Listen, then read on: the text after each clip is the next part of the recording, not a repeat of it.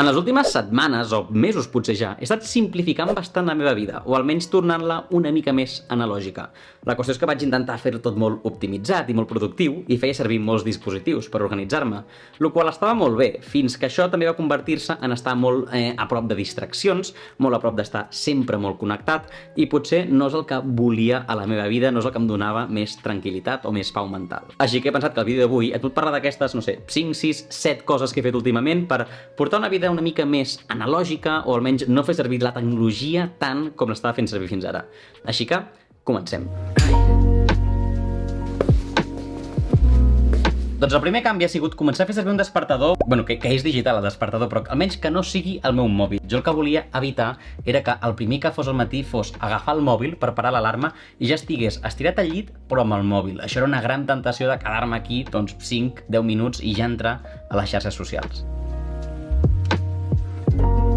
Això tècnicament ha funcionat, és un despertador que està bastant guai, et diu l'hora que és i la temperatura i té una alarma que està bé.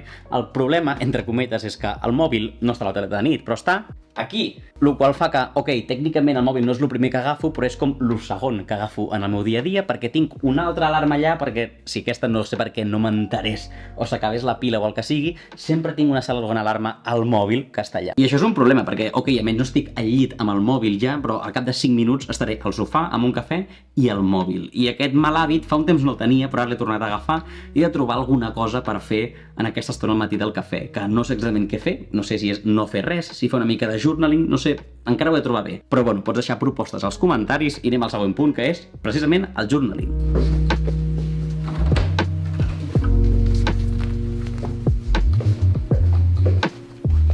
Doncs fa uns dies en un blog potser vas veure que parlava d'una cosa que era el bullet journal, i això és un intent per simplificar la meva vida digital i a la vegada organitzar-me millor. Jo fins ara m'organitzava d'una manera molt digital, tenia el meu calendari, les meves notes, els meus recordatoris, el meu mail, i tot això sempre al final era com intentar quadrar-ho per organitzar-me, però era estar constantment chequeant coses online. El mètode aquest del bullet journal el que consisteix és a organitzar una mica la teva vida fent servir algo tipus un diari, un journal, però el mètode aquest de bullet és fer només bullet points, o sigui, és fer puntets pel teu dia. És com difícil d'explicar, però visualitzant-ho crec que ho entendràs bé. Amb el sistema de bullet journal pots tenir visions mensuals, setmanals, diàries de la teva vida, si vols, i jo aquests dies les estic fent servir totes. Concretament aquí pots veure, una visió mensual, que és març, no? I aquí em vaig organitzar març cada dia i anava posant, si estava de viatge o si havia d'anar a l'oficina o el que sigui, m'organitzava el mes, molt senzill. Després hi ha coses com una visió setmanal. Això sembla molt a quan anàvem al col·le i teníem la llibreta on apuntaves els deures, doncs aquí pots veure, no?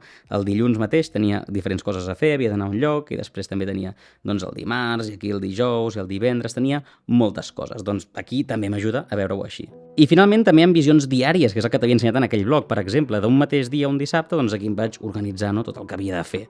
És una mica el que tots fem, en un calendari o en una llista de coses de fer, doncs aquí ho fas amb un diari fent servir aquest mètode. No és un sistema perfecte, molts cops has d'acabar entrant al calendari per veure coses o anotacions que t'has fet, etc.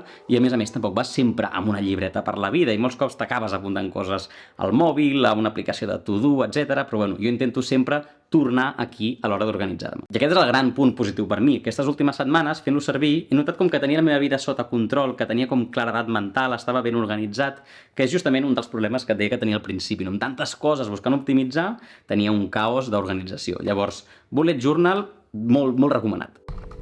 Pel següent punt ens hem de moure una mica.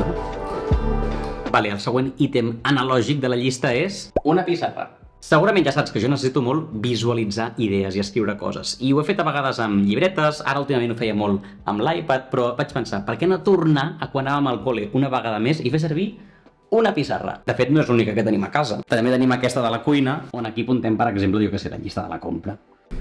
I la qüestió és que aquestes pissarres serveixen una mica per tot, des de fer una mini nota que un dia me'n recordo, a fer una llista de la compra, a planejar potser un vídeo sencer, començo aquí a flipar-me i a fer moltes fletxes i a lligar molts conceptes. Des de que me la van portar els Reis la vaig servir molt i de fet la vaig servir tant que molts cops faig una pissarra sencera i després li he de fer una foto per guardar-ho, esborrar-ho i seguir escrivint per anar a poder organitzar totes aquestes idees. Anem a seguir.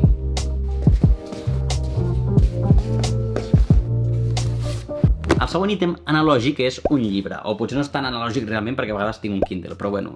La qüestió és que això no és res nou, però sí que és una cosa que encara em recordo ser consistent. Llegir cada dia abans d'anar a dormir. En el meu cas és llegir perquè m'agrada llegir, però realment el que vull és evitar la tecnologia abans d'anar a dormir. Primer de tot perquè vull evitar la llum de la tele o de l'ordinador perquè no t'ajuda a dormir-te. Segon perquè vull treure'm una mica les distraccions també d'estar pendent de Instagram, no sé què, és com molts inputs de fora. Em vull anar relaxant i per això un llibre en el meu cas és la millor opció. I ho incloc en aquest vídeo perquè és un petit esforç que hem de fer cada dia de tancar la tele quan encara podries veure-la més, però en veritat vols anar a llegir, però en veritat mai ens n'hem arrepentit de tancar la tele entre cometes d'hora. Si no, hi ha molts cops que tu aguantes fins que no pots més al sofà, després vas a llegir, però és que clar, realment llegeixes i a la primera pàgina que portes ja t'estàs dormint. Llavors, llegir no és res nou, però sí que ens hem de seguir recordant que cada dia tancar la tele una mica més d'hora i anar a llegir. I anem ja a l'últim punt.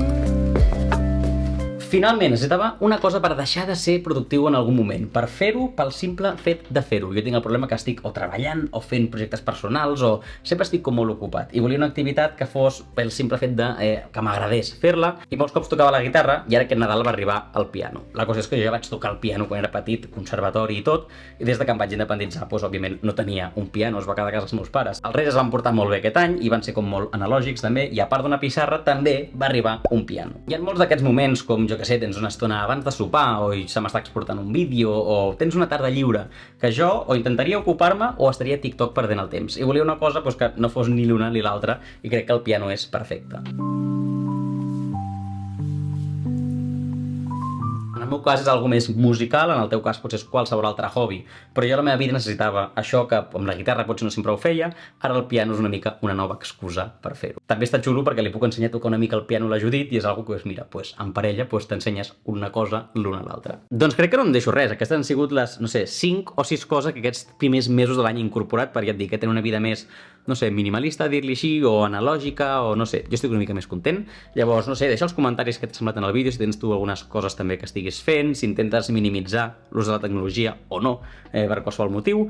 I res més, pots deixar un like i subscriure't, que això sempre ajuda que creixi el canal. Hi ha molts vídeos molt interessants i si vols enviar-li a algú també potser està xulo. I res més, jo imagino ja que amb això ja ens veurem la setmana que ve amb un nou vídeo. Adeu!